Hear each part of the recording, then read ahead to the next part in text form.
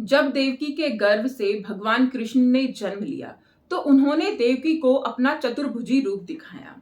चतुर्भुजी रूप देखने के बावजूद भी देवकी ने श्री कृष्ण से कहा कि आप अंतर ध्यान हो जाइए, आप अदृश्य हो जाइए, वरना कंस आपको देखकर आपको हानि पहुंचा सकता है। हालांकि देवकी भली भांति ये जानती थी कि जिसने उनके गर्भ से जन्म लिया है वो साक्षात भगवान है, लेकिन फिर भी उसकी ममता उसे ऐसा कहने पर विवश कर देती है।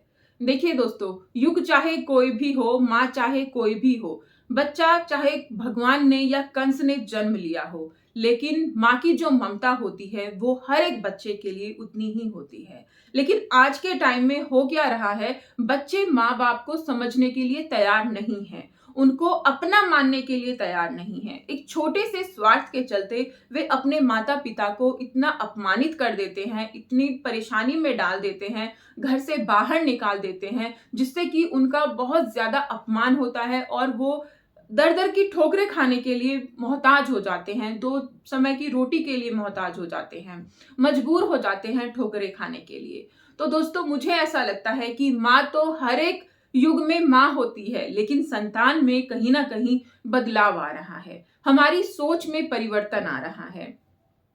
माता पिता की इज्जत जितनी हमें करनी चाहिए उतनी हम नहीं कर रहे हैं। हम अपने स्वार्थ के चलते, अपने मतलब के चलते तो माँ बाप को पूछते हैं, माता पिता को पूछते हैं, उनकी सेवा करते हैं, लेकिन जैसे ही हमारा स्वार्थ सिद्ध हो जाता है, हम जो चाहते हैं वो हमें मिल जाता है, तो माता पिता की जरूरत फिर हमें नहीं रहती। फिर सालों तक बेटे बच्चे माता पिता से नहीं बोलते हैं। देखिए दोस्तों, बहुत बड़ी विडंबना है जो माता पिता अपने बच्चों को पालते हैं, बड़ा करते हैं और उनसे उम्मीद लगाकर रखते हैं कि ये मेरे बुढ़ापे का सहारा होगा, और जब जरूरत पड़ती है माता पिता को ऐसे बच्चे की, वो बच्चा फिर उनसे दूर हो जाता है और बात तक नहीं करता है। तो ऐसे लोगों को मुझे लगता है कि थोड़ा सोचने की जरूरत है, समझने की जरूरत है कि ये जरूरतें जो हैं ये तो पूरी हो ही जाएंगी। आज कम हो रही हैं, कल पूरी हो जाएंगी, लेकिन ये जो माता पिता है ना आपके, ये अगर आज आपसे दूर हो गए तो कल फिर आपके पास नहीं आएंगे।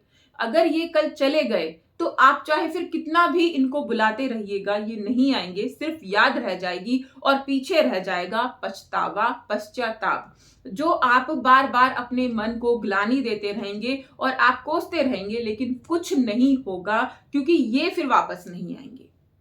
तो जब तक माता पिता जीवित हैं, जब तक माता पिता हमारे साथ हैं, तब तक हमें पूरे मन से उनकी सेवा करनी चाहिए। जितना हमसे हो सके उतना हमें उनके प्रति सजग रहना चाहिए, जागरूक रहना चाहिए।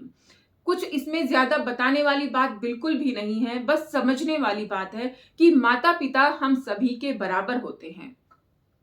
हर एक माँ उतना ही कष्ट झेलती है जितना कि कोई भी माँ झेलती है, और लेकिन बच्चों में फर्क हो जाता है। वो कहते हैं उसकी माँ अच्छी है, उसकी माँ अच्छी है, उसके पिता अच्छे हैं। जरा गौर कीजिए, आप कितने अच्छे हैं, उनके बच्चे भी अच्छे हैं।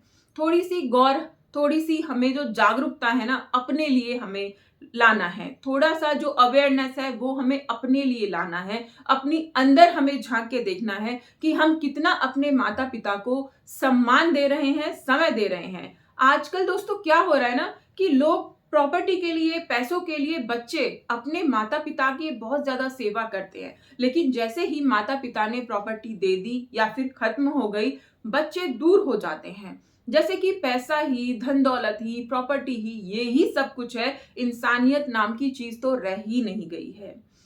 अपने माता पिता का सम्मान कीजिए, हमारे भी बच्चे हैं, इस बात को समझ लीजिए कि जब अब अपने माता पिता के साथ जो व्यवहार कर रहे हैं वही व्यवहार तैयार रहिए आप झेलने के लिए, बल्कि उससे दुगना झेलने के लिए, क्योंकि आपके बच्चे आपसे डबल खराब व्यवहार आपके साथ करेंगे। क्योंकि ये जो कलयुग है ना, ये खत्म नहीं हो रहा है, ये बढ़ रहा है, डे बाय डे इंक्रीज हो रहा है, और जैसे जैसे ये बढ़ रहा है वैसे वैसे हमारी मेंटालिटी खराब हो रही है।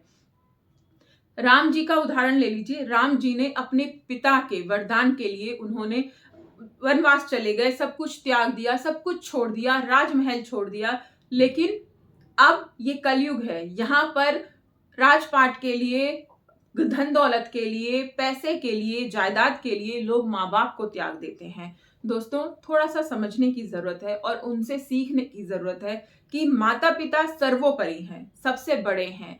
कहा जाता है कि सबसे पहले और बड़े गुरु जो होते हैं वो माता पिता होते हैं। भगवान भी सबसे पहले माता पिता को आगे करते हैं कि इनकी इज्जत है तो मेरी इज्जत है, इनको खुश रखोगे तो मैं खुश हूं। लेकिन हम सबसे पहले भगवान को मनाने के लिए घूमते हैं, भगवान के पीछे घूमते हैं, मंदिरों में घूमते हैं, पूजा पाठ करते हैं, व्रत करते हैं, लेकिन माता पिता को हम खुश नहीं करते हैं। हमारी वजह से अगर हमारे माता पिता की आंखों में आंसू आ रहे हैं तो हम कैसे खुश हो सकते हैं? कैसे भगवान हमसे खुश हो सकते हैं और कैसे ईश्वर हमसे खुश होकर हमारी इच्छा पूरी कर सकते हैं?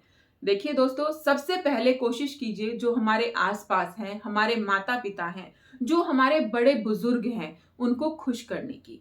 हम ज्यादा उनको कुछ नहीं कर सकते हैं तो कम से कम हम उनका अपमान तो ना करें, कम से कम हम उनकी इंसल्ट तो ना करें। जो हमसे बन पड़ता है, जितना हमसे बन पड़ता है, कम से कम उतना तो हम करें।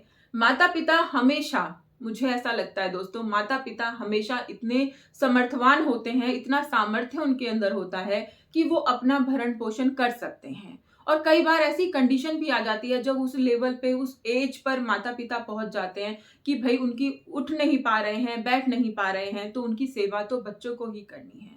तो क्यों हम पैसों के लालच में पड़े? हम तब भी क्यों ना ये सोचे कि हाँ, ये हमारे माता पिता हैं।